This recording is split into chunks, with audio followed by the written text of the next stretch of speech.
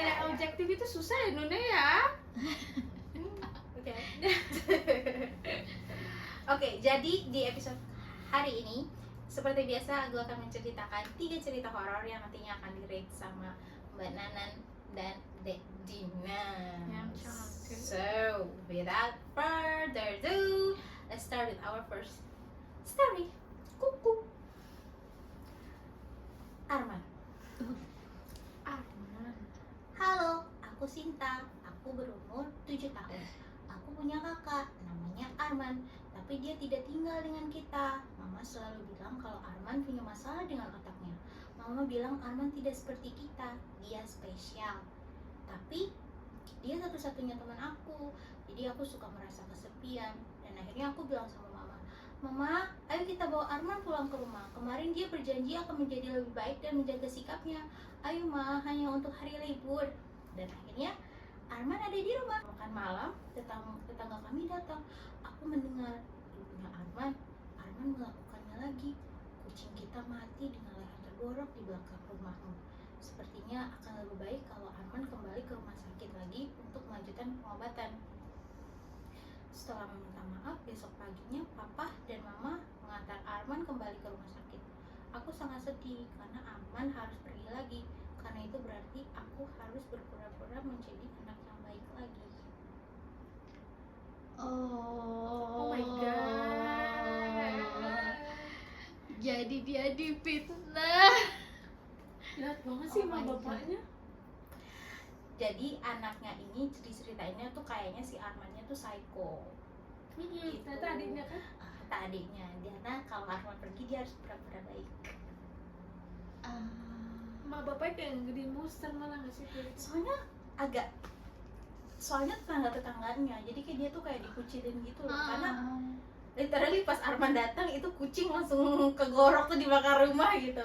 Oh mungkin Armannya ada gangguan, maksudnya kelihatannya dia apa? Psikopat gitu, dia Mungkin. psikopat. Cuman orang tuanya ceritain ke Sinta kalau seandainya Arman tuh otaknya berkerjanya nggak kayak kita, dia tuh Oh. beda, dia tuh Tuh spesial. gue kirain apa sih Armannya itu kayak autis atau apa gitu, makanya kelihatannya Ya, makanya yang dijudge tuh si Arman duluan, bukan adiknya. ya. Karena problemnya adiknya kan. Padahal adiknya, jadi adiknya harus pura-pura baik kalau Armannya pergi.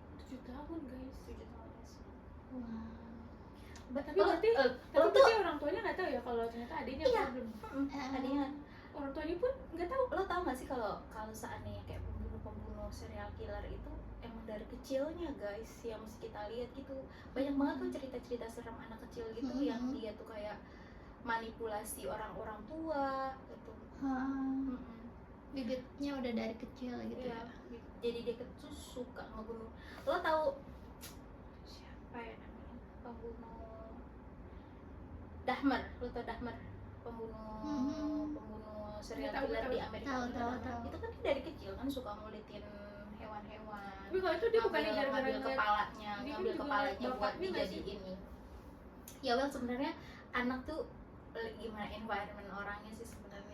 Anak tuh tumbuh di environment, dia tuh jadi apa itu tergantung environmentnya dia gitu loh. Nggak sih, gue nggak habis pikir adiknya ngeselin Iya, ternyata. cerita. Iya. Dan diceritainnya tuh dari POV-nya dia gitu loh. Dia nggak cerita sama siapa-siapa. Iya.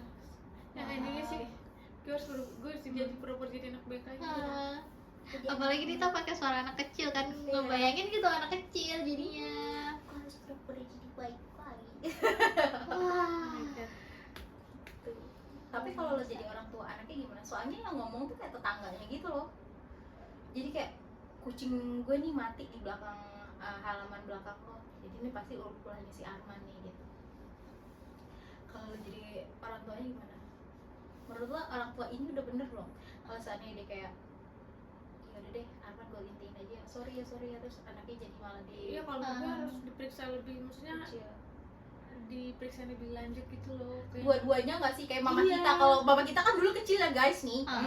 Pokoknya kalau antara kita bertiga misalnya pokoknya Mbak Nana yang salah, Dina yang salah, Dita yang salah, semuanya dipukul sama-sama ya kan? udah kayak saling gitu, ngingetin, udah iya, saling jadi- Mbak, lu jangan ngelakuin kesalahan lo, Jadi nggak boleh beda sama- dipukul gitu. Iya, gue rasa kalau gue jadi orang tuanya sih dua-duanya deh kalau saat ini. Soalnya kayak Mm-mm. kita, Ya tapi kan kalau ngegorok kucing kan ya, misalnya kita kan cuma gara-gara kita iseng apa mukul orang, mukul salah satu di antara kita atau cuma ngomong kurang ajar gitu paling kan. Nah ini kegorok kucing Gorok kucing di bawah. pasti takut sih, dan lebih kayak cenderung percaya sama kata orang lain gitu. Tapi ya emang harusnya sebaiknya diselidikin dulu sih siapa Soalnya emang gitu yang sekarang tuh benar-benar. orang tua main bisa juga dengan gampang tuh ngejudge anak dari omongan orang sih. Maksudnya kalau Iya, dengar cerita betul. anak kamu tuh gini anaknya cuma ngebelin, tapi kan maksudnya satu sisi kan dia harus nanya ke anaknya juga kan. Kok bisa begitu, kenapa? Ini harus dengerin anaknya dulu sih daripada dengerin omongan orang. Harusnya begitu. Kan Jadi gimana aku ratingnya? kasih 6 lah. 6. Awal yang baik. Awal yang baik 7 7 loh. 7 7 lah apa ya? 7 lah Oh, 7 lah. Oke. 7 lah. 7. Oke. Benar coba mangkat 7. Tahu. Iya nih dari kemarin Badan 70 konsisten. ya. Konsisten banget. Konsisten. Kayak kalau jadi guru 7 cukup. cukup udah, yang penting nilainya cukup. Oke. Oke. Kita lihat guys cerita selanjutnya apakah seram, Apakah creepy, bisa atau lebih nilainya? semangat Mbak Dita. Cerita Selanjutnya. Nenek Suminah. Ini kayak gue cerita nama orang semua nggak apa-apa lah ya judul Iya ceritanya. nggak apa-apa lah, lagi temanya ini lagi temanya. Nenek Suminah. Gue adalah perawat di panti jompo. Kerjaan gue yang seperti kalian tahu semua menjaga dan merawat orang-orang lanjut usia yang dikirim keluar dari ke sini, biasanya karena sudah tua atau punya penyakit sampai mereka menutup usia di sini. Gue di sini baru, jadi gue baru di assign untuk jaga 2 orang nenek, yaitu Nenek Suminah dan Nenek Yanti. Mereka berdua berusia di atas 75 tahun dan memiliki demensia. Seperti biasa, gue mulai shift gue dengan menjenguk Nenek Suminah. Gue lap badannya, gue sisir, gue berikan makan dan minum obat serta vitamin. Tapi gue punya feeling kalau Nenek Suminah akan berpulang. Entah kenapa hari ini mata dia kosong dan menatap langit-langit ruangan dan suasana di kamar ini sangat janggal. Tapi seperti gue bilang, ini cuma feeling gue aja. Gue nggak gubris perasaan ini dan melanjutkan shift seperti biasa. Setelah gue selesai dengan Nenek Yanti, gue balik lagi ke stasiun suster dan melanjutkan training karena ada beberapa training yang harus gue lakuin sebagai bagian dari orientasi gue. Setelah selesai training, teman training gue bilang kalau seandainya Nenek Suminah meninggal 30 menit yang lalu. Hati gue rasanya jatuh, ternyata feeling gue benar. Dan teman gue minta gue supaya ikut, supaya tahu apa aja yang harus dilakukan saat pasien kita meninggal. Bagaimana menyiapkan mereka untuk dijemput sama keluarga mereka. Saat masuk kamar, temen gue kaget, ternyata jendela di kamar tidak dibuka. Gue tanya dengan bingung, emangnya kenapa? Karena mereka percaya kalau ada yang meninggal harus langsung dibuka jendelanya agar arwahnya bisa pergi dengan tenang dan meninggalkan panti jompo ini dan tidak berkeliaran di sini. Tapi ya udah, gue bingung juga harus merespon seperti apa. Jadi gue hanya melanjutkan hal yang seharusnya dilakukan. Setelah gue selesai, gue melakukan piket untuk menjenguk Nenek Yanti lagi, tapi dia nggak ada di kamar. Gue panik, gue coba cari di toilet, ruang TV, tidak ada. Kalau Nenek Yanti hilang, gue pasti dipecat. Nggak habis akal, akhirnya gue ke ruang security dan cek CCTV. Mungkin aja gue bisa lihat Nenek Yanti ada di sana. Tapi gue lihat dia ada di taman. Nggak pakai basa-basi, gue langsung lari ke sana dan nanya, nenek kok bisa ada di sini, kok bisa keluar? Karena keluar itu perlu akses. Oh iya, tadi ada perempuan yang kasih akses untuk keluar, tapi dia serem karena kakinya nggak ada, mukanya juga nggak ada apa-apanya. Oke, ini aneh, tapi gue mikir positif aja. Mungkin ini efek dari sakit demensianya si nenek. Gue nggak tahu apakah ini ada kolerasi sama kepercayaan yang ada di sini, tapi itu pengalaman gue. Serem kan? Ya serem ya? Kalau serem ya jadi neneknya dikasih akses. Sebenarnya sih ini kayak ada komen di bawahnya. Jadi OP-nya ini, maksudnya orang yang cerita ini, dia ada nambahin komen di bawahnya. Jadi dia nggak ada update setelahnya, cuman dia tuh ada nambahin komen di bawahnya kalau seandainya dia balik ngelihat CCTV-nya lagi buat ngelihat siapa sih cewek yang ngebantuin si nenek, ada nggak. Tapi tuh dilihat cuman ada pundaknya doang gitu, cuman nggak kelihatan ada di belakang. Ya begitu. Cerita kedua. Cerita kedua. Masih perlu di Ya kayaknya perlu banyak ini sih. Malah gue pikir awalnya nenek Sumina yang bakal, maksud gue yang jadi yang creepy- jangan jadi creepy-nya tokoh gitu. utama gitu ya. Yang bakal jadi setan atau creepy-creepy-nya Iya, gitu. maksudnya si perawat ini setelah setelah neneknya meninggal itu, dia akhirnya ngelihat si penampakan ini, dan temannya kan sebelumnya bilang kalau seandainya aduh gue lupa lagi harus dibuka jendelanya biar dia itu bisa, arwahnya tuh bisa Pass on gitu, jadi nggak keliaran ini. Tapi ternyata karena akhirnya dia ngelihat penampakan itu, jadi mungkin dia bilang oke, ini pengalaman gue atau emang karena ada korelasi sama kepercayaan di panti jompo ini gitu. Kurang. Oke, berapa rate-nya? 3. 3.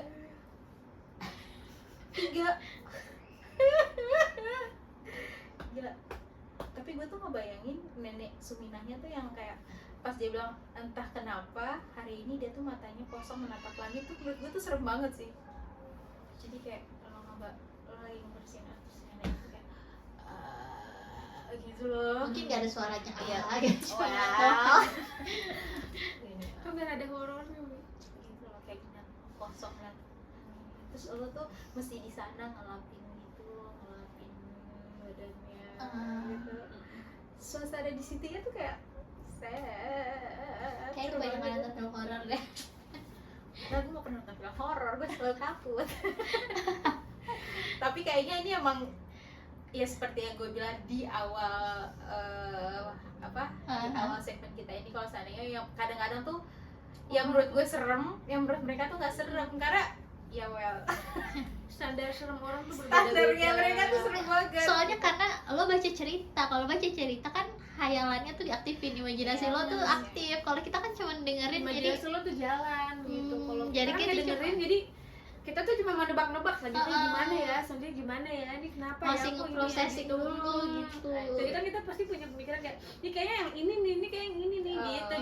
Jadi kayak lebih kayak lo bacanya tuh bukan menikmati ceritanya, tapi wondering gitu nanti gimana ya, ini nanti gimana ya. Begini kan cerita yang lo kasih kan dari kemarin kan kadang kan nggak semua tentang setan, kalau yang plotis-plotisnya yang kayak cerita pertama yang Arman tadi. Iya, Jadi gue kayak lebih milih untuk menyimak lebih baik supaya gue bisa tahu gitu, oh gitu. Tapi kalau ini emang nggak serem sih. Jadi berapa not rate-nya, lo belum ngasih rate kan? belum. Awas bilang 7 lagi. Baru gue bilang awas kasih 7. 6. Oke, I can live with that ya. Oke, ini cerita terakhir. Apakah lebih seram dari cerita yang di Bandung? Aku nggak tahu deh, ini ekspektasi tinggi kayaknya deh. Aduh. Ini episode terakhir, cerita cerita terakhir. terakhir. Masih dipegang, episode ini masih dipegang sama Arman. Si Arman ya. Oke. Pimat Masih tuh Arman. 3. Study tour. Cerita terakhir kita. Oke. Let's go. Ini kejadian pas gue masih kelas 2 SMP. Tapi karena hal ini gue jadi gak pernah mau ikut acara study tour dari sekolah. Gue tinggal di Singapura, jadi sekolah gue tuh mau ngadain study tour ke Malaysia selama 2 hari 1 malam. Gue bersemangat sekali karena saat ini keluar negeri sama temen tanpa orang tua, ini bakal jadi pengalaman yang amat sangat menyenangkan, atau itu yang gue pikir saat itu. Sampai ke hotelnya, saat gue bilang hotel ini dekat hutan, itu benar-benar kamar gue paling ujung, dan saat gue buka balkoni gue itu hutan ya, pohon semua. Di kamar ini kita tidur bertiga. Memang dari hotelnya agak serem, tapi ya udah lah ya. Kan gue nggak tidur sendirian juga. Di kamar ini ada 2 king size kasur, 2 king size. Jadi kasur tidur berdua. Dan saat dari kita masuk, gue sadar kalau seandainya pintu lemari di hotel ini nggak bisa ketutup dengan sempurna dan mengeluarkan suara kalau seandainya mau kebuka. Jadi kayak agak creepy. Jadi kita pakai koper kita untuk menahan pintu itu. Oke, gak apa-apa. Malam itu gue kebangun sekitar jam 3-an sama suara teman gue, Risa, yang ternyata dari kamar mandi. dan kita memutuskan untuk begadang dan gak lanjutin tidur karena kebetulan di TV lagi ada acara TV favorit kita. Tapi gue nggak tahu gue dapat keberanian dari mana atau ide bodoh dari mana, gue mulai penasaran sama keadaan di luar di jam segini. Bukan ide yang bagus, gue tahu, dan gue kasih tahu Risa terkait ide ini. Ris, kita coba lihat keluar yuk, cuma ngintip aja di luar tuh gimana sih jam segini. Kita cuma lihat aja dari balik tirai. Ya udah lo lihat aja dulu, gue pipis ya, kata Risa. Gue ditinggal sendiri, seharusnya gue emang nungguin dia, tapi gue penasaran. Gue lihat sendiri, dan saat gue lihat dari balik tirai, ya literally cuman hutan aja, ada pohon-pohon besar, sampai mata gue bertatapan sama mata laki-laki yang berdiri di dahan pohon. Gue kaget dan refleks langsung nutup tirainya, dan muka gue langsung pucat. Risa yang baru keluar dari kamar mandi kaget ngeliat gue pucat. Terus dia bilang, lo kenapa? Tapi gue diam dan belum sempat jawab, dia buka tirainya. Dan dia teriak dan refleks menutup tirainya karena tiba-tiba ada muka orang di luar balkoni kita. Semua teman kita sekamar jadi refleks terbangun. Kita memutuskan untuk tetap ada di kamar karena saat ini mungkin tempat yang paling aman buat kita berempat. Setelahnya gue pikir udah selesai, tapi terdengar teriakan dari kamar sebelah. Lalu senyap setelahnya. Kita ketakutan dan tetap pada tempat tidur kita sampai pagi. Dan saat sarapan pagi, kita nanya sama teman kita, ada apa? Kenapa teriak semalam? Mereka bilang kamar mereka tiba-tiba mati lampu, dan mereka mau cek ke kamar sebelah apakah kita juga mati lampu kamar kita. Tapi mereka bilang kamar kita gelap lampunya dan senyap. Jadi mereka kira semua tidur dan mengurungkan diri untuk mengetuk kamar kita. Untung hari ini kita check out. Kita nggak berani mikir apa yang akan kejadian kalau kita harus tidur di kamar yang sama di malam ini.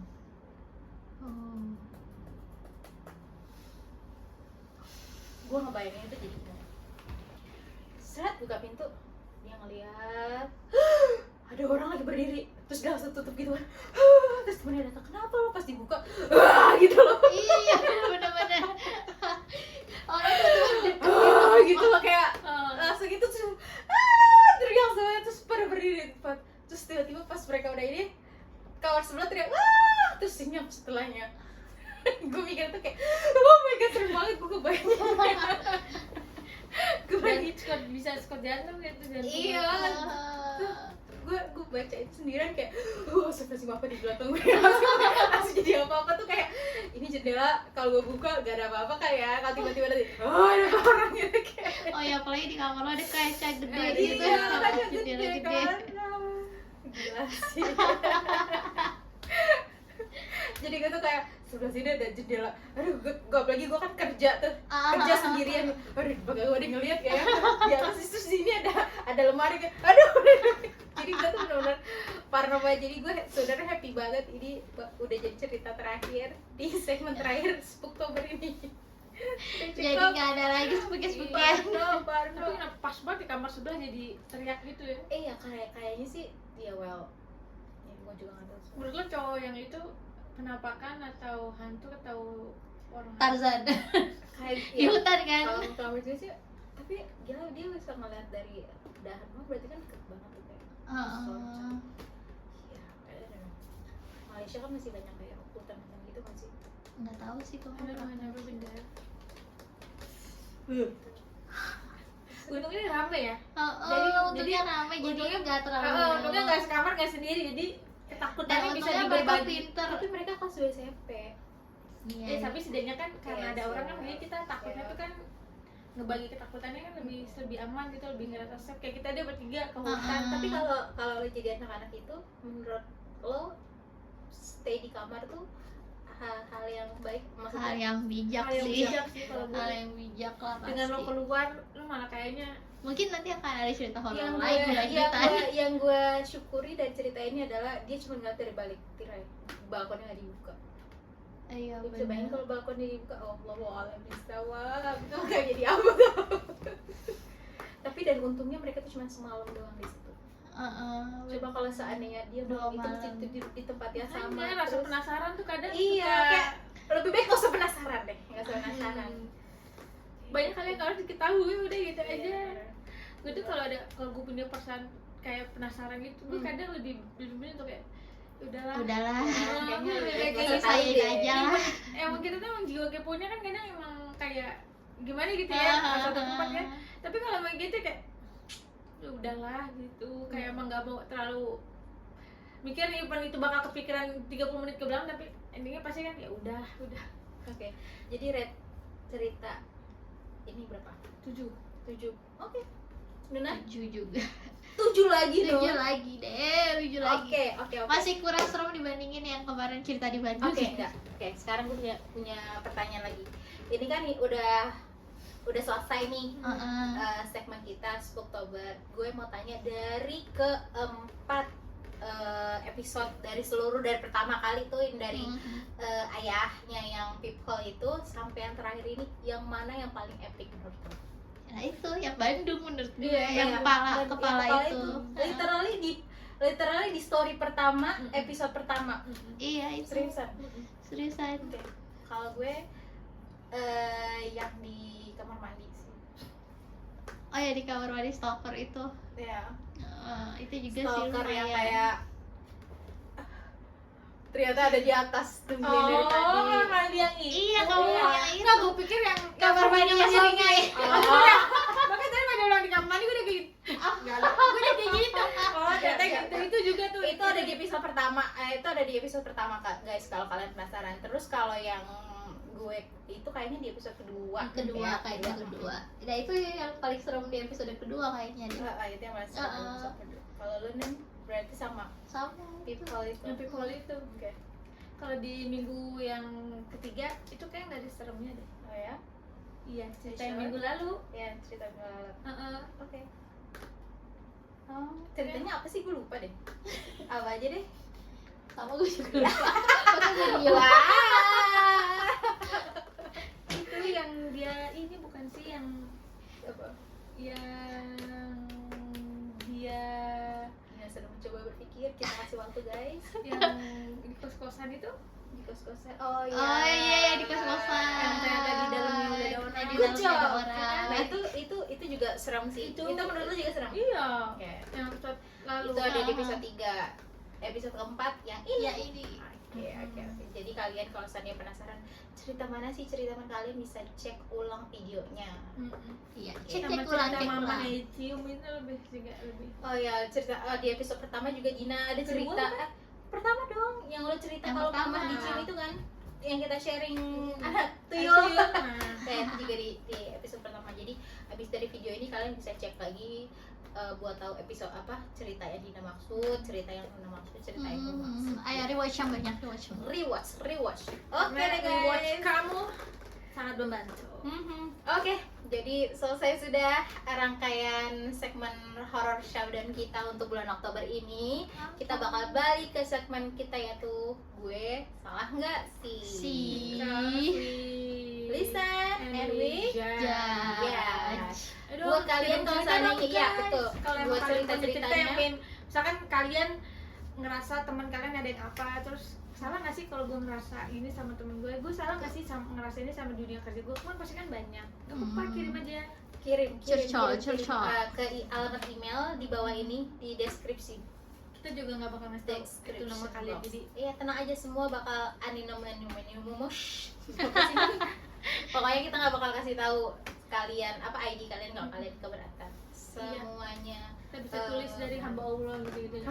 Dari hamba Allah. Oke. Oke. Jangan lupa like, Comment and subscribe.